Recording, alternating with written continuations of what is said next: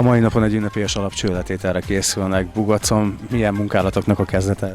Fizikailag is kezdetét veszi a Bugac települést érintő csatornahálózat, illetve szennyvíztisztító telepnek a kiépítése.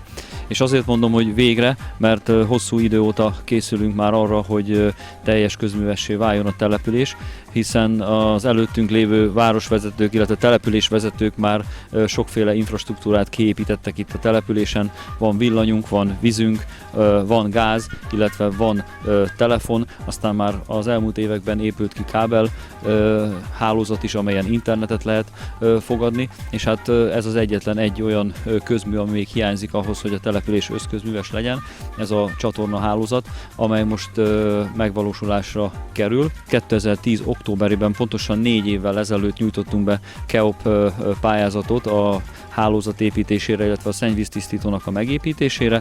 Akkor azért tudtuk benyújtani a pályázatunkat, mert hosszú évekkel ezelőtt már készültünk arra, hogy benyújtsuk, illetve előtte volt egy nem sikeres pályázatunk is. Aztán azzal, hogy elvi építési engedélyet terveink voltak, illetve megfelelő önerőt föl tudta mutatni a település, így benyújthattuk a pályázatunkat, és hát 2012. június 27-én megkaptuk a tájékoztatást arról, hogy a pályázatunk nyert, és 2012 nyarán el is kezdődött az előkészület, kiválasztottuk a tervezőket, kiválasztottuk a mérnököket, kiválasztottuk a projektmenedzsert, a jogi képviselőt, és mindazokat a szakembereket, akik ennek a munkának a megvalósításában partnereink voltak.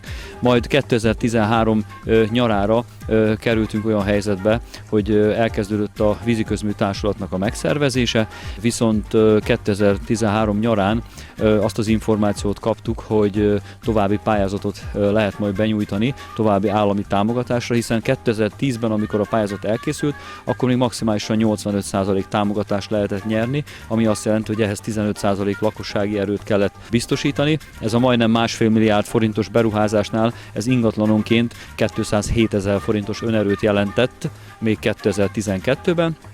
De aztán az elmúlt év sikeres pályázata és átszámítási lehetősége révén további 10% önerő nyert a település, ami azt jelenti, hogy így a 15%-os önerő 5%-ra csökkent, és így ingatlanonként a 207 000 forint helyett a lakosoknak csak 70 000 forint lakossági hozzájárulást kell fizetni, és ez a 70 000 forintos önerő ez fedezi természetesen a hálózat, illetve a tisztítótelepnek a megépítését is. Az a 140 000 forint, amit mi pályázati pénzből tudunk finanszírozni, az mind ott maradhat a családoknak a kasszájába, és így egy sikeres projekt elé nézünk. A mai napon lehelyezésre kerül az alapcső, és október első heteiben elkezdődik a fizikai értelembe vett munkavégzés is, elkezdenek dolgozni a gépek, mert 2015 második negyedévére már fel kell, hogy építsük a szennyvíztisztító telepet, illetve annyi hálózatot is ki kell építeni, hogy a próbaüzemet el tudjuk indítani, és aztán jövő év második felében pedig teljes mértékben be kell fejezzük a projektet. Olyan műszaki megoldásokat választottunk, amely biztosítja azt, hogy a meglévő mellékútjaink azok lehetőség szerint nem kerülnek fölvésésre, hanem a utak mellett a patkában fogjuk tudni elvezetni a gerincvezetéket, és ez mellett pedig az utak alatt nem átvágást, hanem átfúrást fogunk választani, csak ott fogjuk a betont fölvésni, ahol a gázvezeték miatt egyébként is feltárásra van szükség, úgyhogy én bízom benne, hogy a lehető legkevesebb kellemetlenséget fogja majd okozni az itt élő embereknek. Mekkora a hálózat épül ki, illetve mekkora az összköltségvetés?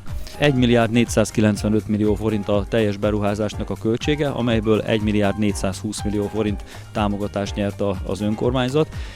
Ez magába foglalja a szennyvíztisztító telepet, amely Bugac és Alsó-Monostor között fog elhelyezkedni. A csatorna hálózat az pedig ki fog épülni Bugac belterületén, illetve Alsó-Monostoron is ki fog épülni. Ez több mint 19 km gerincvezetéket jelent, több mint 11 km bekötővezetéket, és majdnem 5 km nyomóvezeték megépítését fogja jelenteni a településen.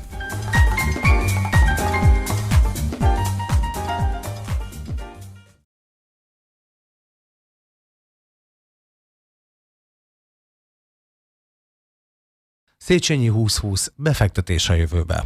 Készült az Európai Unió támogatásával, a kohéziós alaptárs finanszírozásával Bugac nagyközség önkormányzatának megbízásából.